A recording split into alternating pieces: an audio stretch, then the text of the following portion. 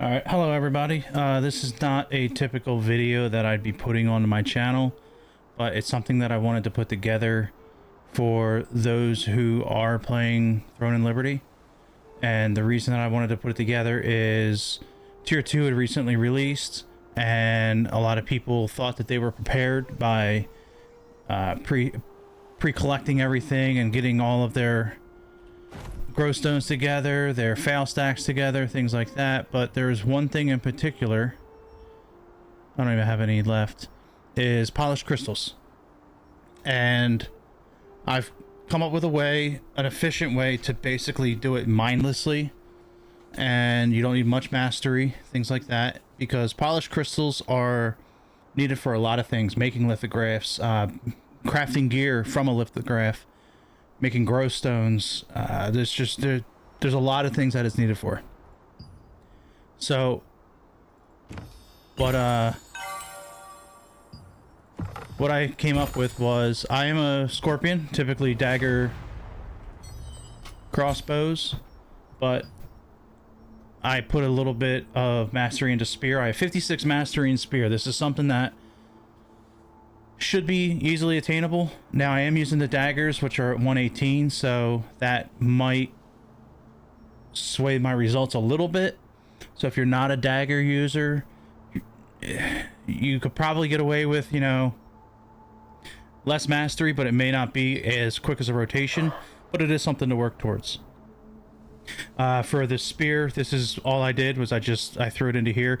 If you had the points to go into these, it would be way better, but I don't have it. As far as my gear goes, I don't even have all traits.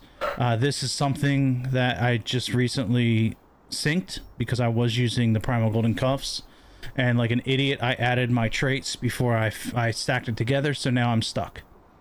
I still have the Shadow Harvester set in the chest. Now I do also have, okay, I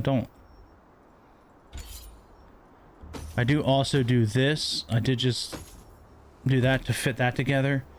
But I'm going to do it with the other way, just to show that you don't need all of the crazy stats in the world or gear in the world to pull this off. Now, perception, because this is a PvE rotation, you don't need as any, so you can put it as low as you can. You want as much in strength and dexterity as possible. This is the skills that I'm using. Luckily, with the launch of Tier 2, they gave us like 500 books, so it was really easy to put everything together and get it all maxed out.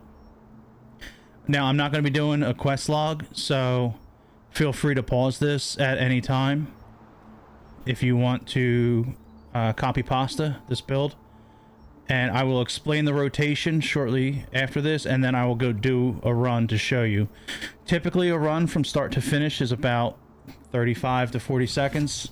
I get as little as 104 precious polished crystals after combining per hour. As high I've gotten to 161 in 1 hour. These are the dagger specialties, or yeah, specializations that I'm using, and these are the spears. So it took me a little while to figure out the best rotation, but for me it is Inject Venom, Umbral Spirit, Sentinel's Bastion into Gale Rush, followed by Mad Sword Dance to get your Thundercloud stacks up. Fatal Stigma after Mad Sword Dance, and the reason for this is I'll tell you in a second. And then you want your Culling Arc, Phoenix Barrage, Brutal Fury 3 times, and this is why I do the Fatal Stigma twice, because of my buff duration currently. This allows me to get one of my Brutal Furies to trigger or to stack with the Fatal Stigma, and it makes a big pop. And then Rising Slash into Cleaving Moonlight to get to make sure you have the 20 stacks of Thundercloud. And then you Thundering Bomb. If he's not dead, then usually he's at 1 to 4%. I'll Culling Arc into another Inject Venom and collect, bounce, and rinse and repeat. So really all I do is you go to Tyrant's Isle. I have no buffs, I have just regular Stellarite.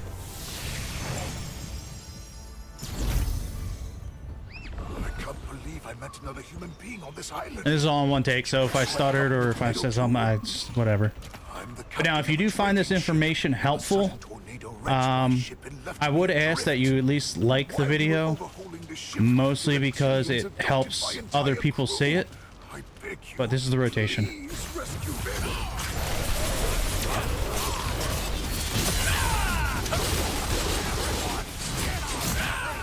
Okay, well, he died before the cleaving. So then hit that, hit yes, reset the dungeon, and then you rinse and repeat. You just do that over and over and over. I like to do this after the guild is calmed down for the night, after we've had our boonstones, riftstones, arc bosses, guild bosses, whatever it may be. I'll put on Netflix or YouTube and just do this mindlessly. And what's nice is with this rotation, it's so brain dead that you don't even really have to focus too much on it. You just gotta kind of pay a little bit of attention. And if you also notice, I did it right here. I don't have to stand at Castleton Arena because my mana regen is not the greatest, but it's enough to where by the time I get back to the boss, it'd be nice if I hit the right key. It's nice to where if I get back to the boss, I'm at full mana again, so I can just do this repetitively over and over and over and over again. But I hope this video did help you. And again, if you liked it, just like. If you have any problems with the rotation, leave a comment down below. For those who are my subscribers for my normal car content, this video is just kind of a one-off. I don't plan on doing anything else with Throne and Liberty, but feel free to subscribe if you are a Throne and Liberty watcher. It just helps me out, and it's a little thank you, I guess, for sharing this to me. Thank you. Have a good day. Have a good night. Catch you later.